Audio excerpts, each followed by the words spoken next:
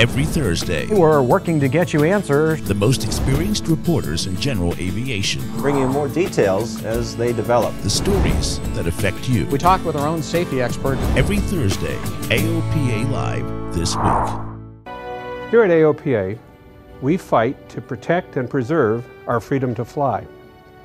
On this Independence Day, when you're out with family and friends, think about that freedom and all the others we enjoy here in the United States.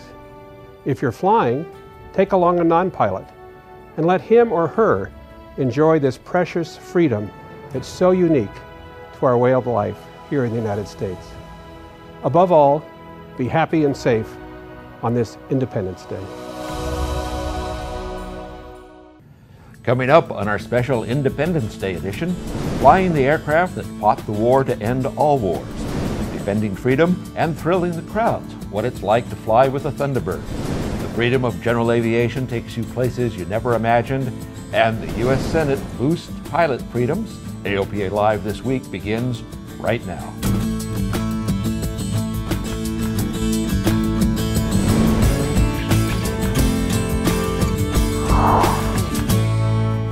Hello and welcome to the special Independence Day edition of AOPA Live This Week as we celebrate our freedom to fly. I'm Warren Morningstar, sitting in for Tom Haynes. And we begin with something fundamental to our freedom to fly, our rights as pilots to due process. Last Friday, the U.S. Senate unanimously passed the Pilot's Bill of Rights, a bill championed by Senator James Inhofe of Oklahoma. So the whole thing is just a sense of fairness. It gets back to the first thing. If they know, if an inspector in the field doesn't particularly like somebody, wants to take away their license, currently they can do that, and I think we all know that. But this makes that person stop and realize, wait a minute, if I'm too unfair to this guy, it could end up in the federal district court. And I can assure you, even though they don't have a deep knowledge of aviation, they have a knowledge of fairness. That's what the district court is all about. And anyone who is making a judgment in terms of a violation or an alleged violation is going to have to know that that action is going to be, could be taken to the district court. That's the main part of this bill that I think is very, very significant. I talked with Senator Inhofe Saturday via Skype, just after he arrived home in Tulsa following the Senate vote. First of all, it gives general aviation pilots access to the same justice system that everybody else has in America. That hasn't been true forever. The bill requires the FAA to tell you why they're taking an enforcement action against you. They must give you access to investigative reports, ATC recordings, and any other relevant information. And for the first time, you would be able to appeal an NTSB decision to federal district court and get a new trial. It requires that the FAA undertake a NOTAM improvement program requiring simplification and archival of NOTAMs in a central location, the process by which notice to airmen are provided by the FAA as long needed revision. AOPA and other aviation groups will sit on a panel advising FAA how to improve the NOTAM process. And then the third thing it does is medical certification. AOPA has told me that of all the complaints they get, I think the figure is 35% of them are having to do with medical certification, where somebody will have something go wrong and they lose their license and then they want to get it restated because they're well again.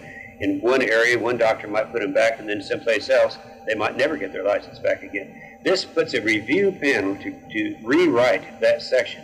The AOPA and EAA will both have a place at that table, and they're going to have a new system so it's uniform throughout the United States in medical certification. Some 65 senators from both sides of the aisle supported the Pilot's Bill of Rights by signing on as co-sponsors.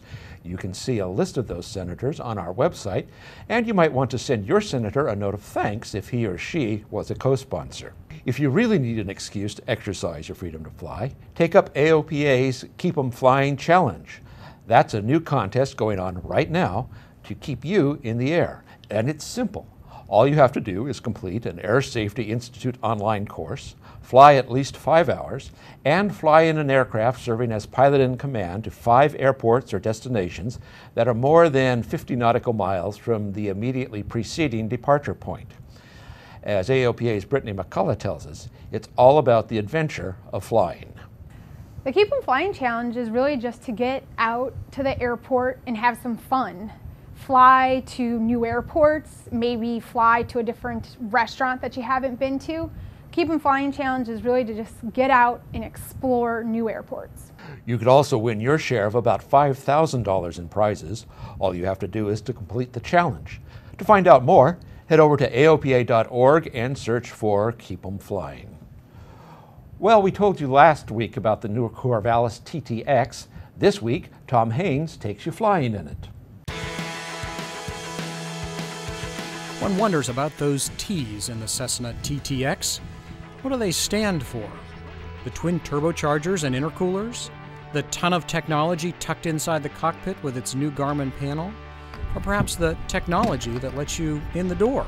So the key fob unlocks the doors and turns the light on, just like your Lexus. Cessna added one more T with a new model name, the T240. The first time that Cessna, a subsidiary of Textron, has used a T in a model name. Company officials didn't confirm for us the meaning of that particular T. The T's make for tongue twisters for sure, but the airplane is all about performance. Although the 310 horsepower Continental TSIO 550 engine with all its gear is complex, startup is simple and away we go from Cessna's Flight Operations Center at Wichita's Mid-Continent Airport with Cessna's Kirby Ortega riding shotgun. The side stick controller may look challenging, but feels as natural as a yoke after a few minutes. Ditto with the caster nose wheel, it's simply not an issue.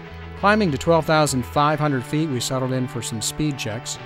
At a high-speed cruise, the brightly colored TTX churned out a true airspeed of 192 knots on about 22 gallons an hour. Leading to peak turbine inlet temperature showed us 186 knots on about 16 gallons an hour. The lack of an oxygen system connector kept us from going into the flight levels where the TTX will skim along at some 235 knots, making it the fastest single piston in production. The Mooney Acclaim can best it by a few knots, but Mooney isn't producing airplanes anymore. The closest competitor is the Cirrus SR-22T, which tops out at closer to 214 knots true.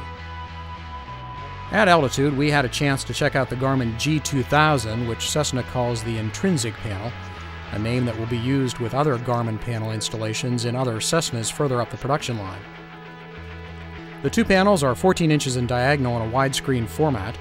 The knobs on the familiar G1000 panel displays are gone. Pilot's access is through a touchscreen in the center console. As Ortega likes to say, if you want to change it, touch it. So you want to load an instrument procedure? Touch the button. Choose the correct procedure, touch load, and away you go. You could customize the chart view with the touch of a button.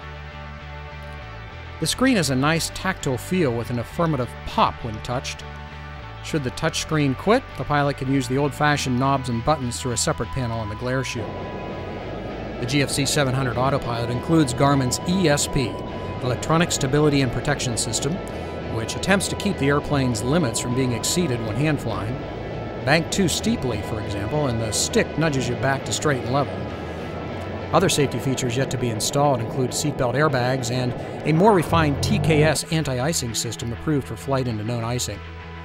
The L3 Trilogy display with a battery backup provides guidance should the Garmin displays fail, and the TTX carries dual AHRs, dual alternators, and dual batteries, so the likelihood of a complete electrical failure is remote at best. An Iridium satellite system provides worldwide weather capabilities as well as a phone and texting connection. As you might expect, all that gear takes a toll on useful load, though. With a full 102 gallons of fuel, you can carry just 357 pounds of people and stuff. But you can go a long ways on 102 gallons, so you can trade some range for weight and flexibility improves. Cessna expects to begin deliveries late this year. Want one? $734,000 is the magic number. But hey, in this yellow, silver, and black Screamer, you'll definitely stand out on the range.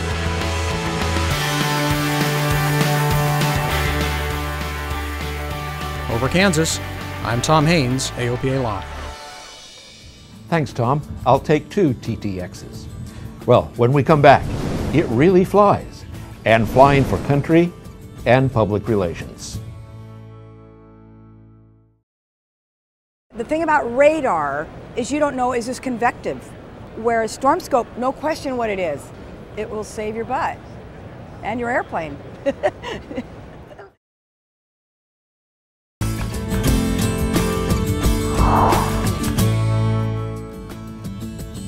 Welcome back. You're watching AOPA Live this week.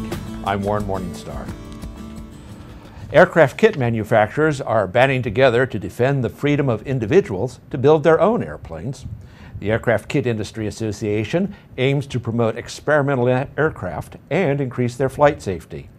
Van's aircraft founder Richard Van Grunsen, designer of the RV line of aircraft, is the group's president.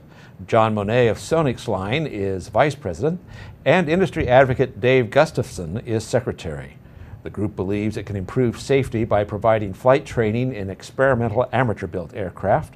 The group is composed of about a dozen kit manufacturers, including Kitfox, Lancair, Sonix, Vans, and Zenith, along with suppliers Aircraft Spruce and Wix. Now, there are about 30,000 experimental aircraft on the FAA registry, and about 1,000 more are being added annually.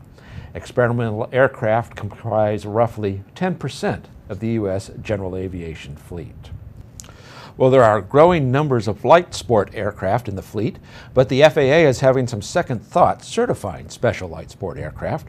Currently, SLSA manufacturers certify that they have complied with consensus airworthiness standards developed by the industry. But the FAA is now asking for comments on a plan for it to become more involved in overseeing SLSA compliance. That's because some manufacturers haven't been able to actually demonstrate their compliance with the industry standards to FAA's complete satisfaction. FAA will accept comments on the proposal through the end of the month.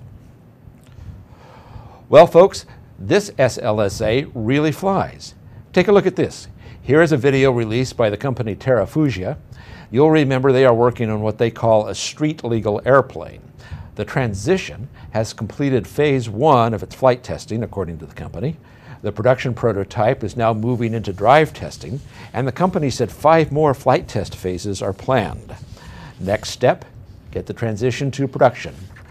No word yet if the machine will be at AirVenture. Well, having a different level of mobility does not take away the desire to enjoy the freedom to fly. As AOPA technical editor Jill Tallman found out, there's a program geared at getting the disabled into the air. At Purdue University, a new batch of student pilots is taking to the skies. Thanks to a unique partnership between Able Flight and Purdue, 6 disabled men are learning to fly. This is the 3rd year of the partnership. Able Flight selects the pilots and provides the aircraft. Purdue University provides housing on campus and a flight instructor for each student. The program runs about 5 weeks. This year's a new experience than last year. We've got 3 aircraft and double the number of students in comparison to last year's. The pilots are training in 3 light sport aircraft. The FK9 is a tricycle gear aircraft made in Germany. The Sky Aero 600s hail from Italy, and they are equipped with hand controls and handbrakes to accommodate the pilots who use wheelchairs. Steve Scott lost the use of his legs after a car accident. Overall, flying with Able Flight has been just a real good challenge for me. It's good for my heart. It just tells me what I can do in life. The Purdue flight instructors say these are the most enthusiastic and dedicated students they've ever had. Instructors and students learn from each other. Jason Jernigan, who is deaf, is transforming the student-teacher relationship by teaching his instructor, Justin Lowe, some basic sign language. So this is rudder, pitch, roll, or ailerons. The students hope to earn a sport pilot certificate when the program ends in June. Tyrell Rhodes remembers his first solo. At first I was very nervous, but once I took off, I really just had to focus on flying the plane, and all my nervous feelings went away. But coming in for my landing, I was still nervous because the wind was picking up. But once I landed the first time, I was like, I could do this, and just went along and did it 2 more times. And while most of us would be satisfied with a ticket from the FAA that says pilot, the Able Flight students want to go even farther. I thought about going on to even do more, even instrument and commercial. But I'll take it one step at a time, and this is a very good first step, and then I'll go from there. Look for more on the Able Flight program in the October issue of Flight Training Magazine. Jill Tallman, AOPA Live. Thanks, Jill. And on this Independence Day week, AOPA Online's Alyssa Miller shares the stories of 2 Air Force Thunderbird pilots and what it means to them to serve. They're called America's Ambassadors in Blue. The U.S. Air Force Thunderbirds thrill airshow attendees with their precision moves as they show off the prowess of the capable F-16. AOPA Live talked to ground and flight crew members to find out what it's like to serve their country and to be part of this prestigious team. So we represent over 700,000 active duty Guard and Reserve airmen around the world. And this is it's an honorable position to be in, and it makes you very humble to realize that you're one person representing like 700,000 people. And the F-16 was the first fly-by-wire aircraft, so it's flown by a computer, but it's a very safe aircraft, and that we have as few problems as possible. And that's it's one of the claims of fame that the F-16 has. All those capabilities make the aircraft fun to fly. F-16, when you get in it, the seat's so high, you get down the canopy, you almost feel like the jet just kind of goes away, or it kind of becomes part of you, and you don't really notice that it's there. When you're supporting a Army guy on the ground, it's you're nice and level and fairly slow, and you're looking in your cockpit at different things. You're not even thinking about flying the airplane, you're just trying to figure out where he is and what he's talking about and how best to support him that way. Major Caroline Jensen got her passion for serving her country from her father. My dad flew helicopters in Vietnam, and he was a Marine, and he also ended up in the Army National Guard. And I just always respected his commitment to serving our country, and that was something that I wanted to do. She enrolled in the U.S. Air Force Academy, moving from gliders all the way to the F-16. She flew in support of Operation Iraqi Freedom, adding up 200 combat hours. Now her goal is to help others reach their full potential and inspire them to serve their country. People go to schools, local area schools, talk to a bunch of kids, or maybe hospitals, whatever they, kind of where the community feels the need is for us to go in and talk to some kids. I love the flying. It's so much fun, but I love to go out and just see people and kind of maybe expose them to something new that they hadn't seen before, or open up a new possibility for them. So hopefully we can spark some careers out there in the Air Force, or even just people to go out and serve their country and just have a dream, whatever it is, and go for it. And the Thunderbirds are scheduled to perform in Gary, Indiana, July 7th and 8th. Alyssa Miller, AOPA Live. Thanks, Alyssa. Coming up, flying safari. And could Snoopy really handle a Sopwith camel? From your first skyward glance, the dream of flight compelled you.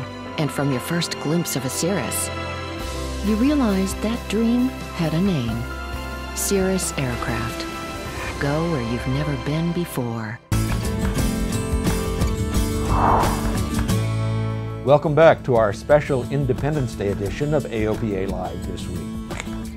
Well, it was supposed to be the war to end all wars, and it was the first major exercise of air power in combat.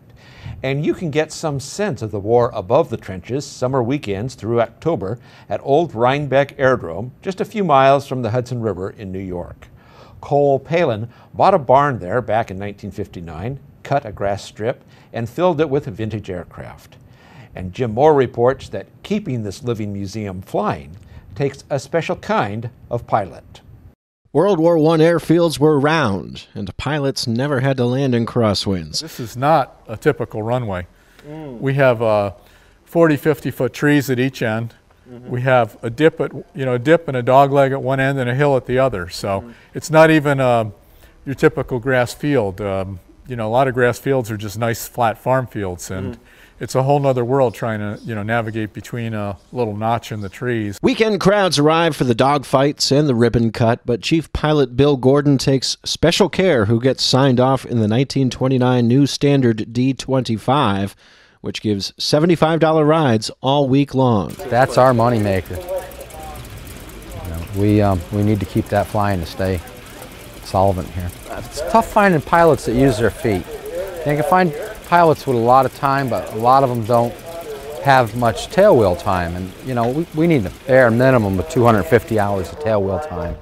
And I prefer 500 or better. Gordon reserves for himself the task of flying the Fokker DR-1, in which he plays the role of the Black Baron in a melodrama that has changed little over the years. The Black Baron bombs the field and does battle with Pierre Loup de Loup once he gets the engine going. This thing is probably one of the squirreliest ones besides the Camel that we have. There are no brakes, tail skid, no steerable tail wheel, and the triplane is probably the blindest one we have. And the taller you are, the worse it is in the triplane, because the cutout is in the center wing, so you want to get down. I fly it with no pad at all, just so I have some visibility. This airplane in particular, you know, the only time the ball's in the center is when it's hauling ass to the other side, you know. It doesn't want to be there. This triplane was designed with a 110 horsepower Oberusel, and it's got a 220 Continental on it, so you know it's going to be nose heavy. So to fly aerobatics with it, no, not me. A very good friend of mine who's also an air show pilot come up and I let him fly the D7, and he asked me, he says, how's it roll? And I said, you come take it, you know, fly it around. Back on the ground, let me know if you have any desire to roll it. And he said, nope, never crossed my mind. The Sopwith Camel stays on the ground. The rotary engine is part of the reason, allowing the airplane to turn 270 degrees right faster than it can manage 90 degrees left. So what you have on this airplane is a big gyroscope in the front that wants to turn right out from underneath you when you're flying. That's a nasty airplane to fly. I have 3 takeoffs and landings in that. That was enough. The Camel does have its uses. You know, we like to run it at twilight for the photographer's weekend. Okay. And it throws fire out of, well, see, it throws fire out of these ports. That exhaust valve, it blows fire right out, probably blow fire out a foot at night. All these airplanes are a little bit quirky. They have their own characteristics. We have some airline pilots, sometimes they're the worst. You know, they come out of these big flying buses, and it's a hard transition to make. It's something where a slight breeze will knock you off kilter.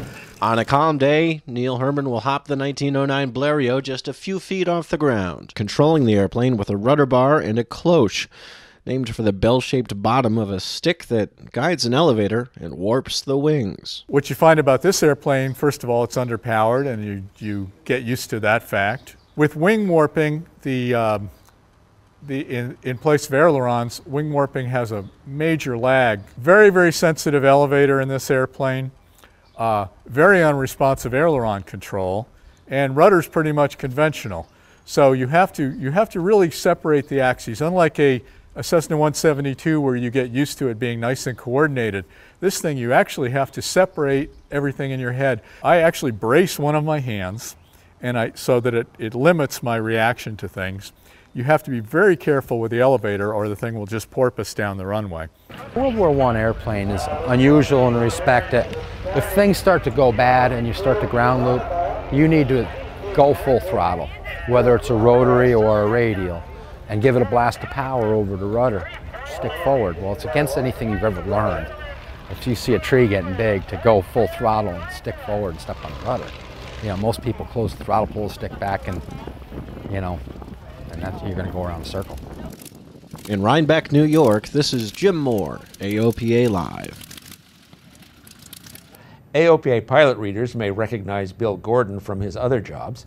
He is the lead pilot for the Iron Eagle aerobatic team. And Gordon also flies Wing Walkers Carol Pylon and Jane Wicker. Wicker was featured in our November issue. And with prior permission, GA pilots are welcome to try their hand at landing at Old Rhinebeck. Visit oldrhinebeck.org for details. And if flying World War I biplanes is not exotic enough for you, how about a trip around Africa in a Cessna 182? We rejoin Tom Haynes in part 3 of his flying safari. A 2-hour flight in a pair of trusty mid-1970s Cessna 182s from Johannesburg, South Africa to the Ngala Private Game Reserve near Kruger National Park in the eastern part of that country launched our flying safari adventure. But the real adventure started months earlier with the anticipation and planning for such an experience. Our trip was arranged by Nick and Christina Hanks of Hanks Aero Adventures. The couple from upstate New York began the business of arranging Southern Africa flying safaris some 15 years ago when they flew an airplane themselves from the United States to South Africa, and they just knew that U.S. pilots would appreciate the experience as well. Today, after helping hundreds of pilots get their U.S. certificates validated to fly South African airplanes, the couple has the planning process down to a science. A CD of local radio communications helps tune American ears to Southern Africa accents. With the aircraft checkouts complete, the couple turns immediately to helping pilots plan each leg of the flying adventure. Each leg is detailed. You get flight planning, you get the charts. No detail is overlooked, even with the survival gear. And hey, you may need a little nip to pass the time when you're waiting for the cavalry to come over the hill. Chris makes all the lodge arrangements. Every trip includes a detailed itinerary, and all food, lodging arrangements are made well in advance. We want you to have a vacation, and so the idea is that we've done all the planning for you. And a good time we do have as we set off in our Skylanes, my wife Brenda and I, along with John and Martha King of King Schools. As Chris predicted, there was no shortage of game animals near Kruger National Park. On every safari, we saw oodles of animals. Right out of the box, we stumbled upon elephants, rhinos, and even a pride of about 8 young male lions who didn't seem to mind our land cruisers at all. They lazily stretched and lounged while we clicked our cameras. And wildebeests? Well, if you're a lion, it's what's for dinner. Zebras even roamed out onto the runway as we were driving by. Us driving into a herd of some 1,000 buffaloes caused only a few mild looks of curiosity from the big beasts. Almost everything. But the antics of the baboons kept us entertained for a long time. While we knew we would see game on the adventure, the one thing we were less sure about was just what the accommodations might be like. Would we be sleeping in grass huts, eating off the land? Hardly. The Ngala Lodge, as with all our accommodations on this trip, was stunning. So the design inside is the same. You got your wardrobe where you can hang your clothes. We've got a safe in the room. Lodge manager Dennis Shabangu takes great pride in the camp. As he relates, the runway plays an important part in providing easy access to the camp. It's quite important. If it was not important, I will say, because it's us using that one, but even our neighbors are asking to use that runway. That tells you how important it is. And it's also an advantage to our guests if they don't want to get exhausted, because if you are driving, you have to drive like 6 to 7 hours from Johannesburg International Airport. So by flying, it's like an hour flight, which is very easy, and you can view the animals while you're flying into Ngala as well. The Ngala staff delights in surprising guests, including our group when we roared around a curve in the path to find a private bush breakfast arranged for us miles from camp. You've got your chicken livers, you cook your sausage and the bacon on the fire as well. Stuffed with magnificent food and cameras loaded with stunning photos, it seemed as if we could just go home. Could it get any better than this? Oh, but it does as we launch on the next leg. Oh, there was some impala on the runway. There were some warthogs on the runway. Steve, is there anything else on there? Yes. The adventure has only begun. Join us next week as we depart South Africa and head north to remote Botswana, where the game is, believe it or not, even more plentiful, and the vegetation so sparsely different. That and much more next week, including an unbelievable leopard sighting and a close-up look at these little guys. Our Southern Africa adventure continues. Tom Haynes, AOPA Live. Thanks, Tom. Finally, we leave you today with a celebration of America from the air through the eyes of general aviation pilots. We hope you have a safe and happy holiday and enjoy your freedom to fly.